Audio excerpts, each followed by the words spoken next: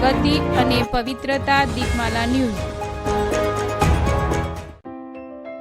નમસ્કાર। ડૉક્ટર બાબા સાહેબ આંબેડકર ગૌરવ સમિતિ કલોલ દ્વારા આયોજિત વિશ્વ વિભૂતિ અને ભારતના સંવિધાન નિર્માતા ભારત રત્ન ડૉક્ટર બાબા સાહેબ આંબેડકરના 28મી મહાપરિનિર્વાણ દિવસ 6 ડિસેમ્બર 2024 નિમિત્તે બૌદ્ધ વંદના અને પુષ્પાંજલિ અર્પણ કાર્યક્રમ કલોલ શહેરની અંદર પ્રવેશ દ્વાર આગળ બાબા સાહેબની પ્રતિમા સ્થાપિત કરવામાં આવી છે, જે જગ્યાએ યોજાયો। આ કાર્યક્રમમાં કલોલ નગરપાલિકા પ્રમુખ શૈલેષભાઈ પટેલ અને કલોલ નગરપાલિકા ચેરમેન પ્રકાશભાઈ વરઘડિયા તેમજ ગૌરવ સમિતિના પ્રમુખ તેમજ હોદ્દેદારો ઉપસ્થિત રહ્યા હતા।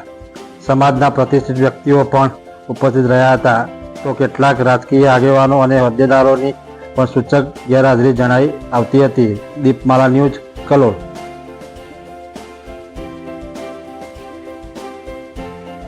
દિવસને મહાપરિનિર્વાણ દિવસ તરીકે ઉજવવામાં આવે છે, કેમ કે 6 ડિસેમ્બર 1956ના રોજ બાબા સાહેબ આંબેડકર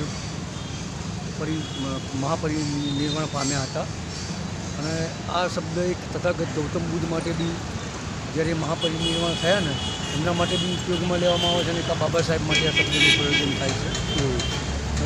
6 ડિસેમ્બર 1956ના દિવસ બાબા સાહેબ આંબેડકર દિલ્હી ખાતે એમનું મહાપરિનિર્વાણ થયું હતું।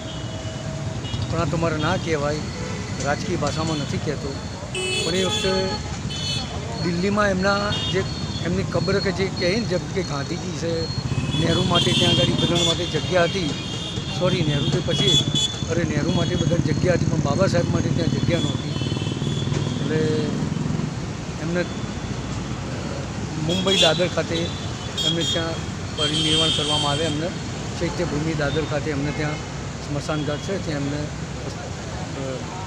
એમને એ કરવામાં આવ્યું, અને આ એટલા માટે આ દિવસને પરિનિર્વાણ દિવસ તરીકે ઉજવવામાં આવે।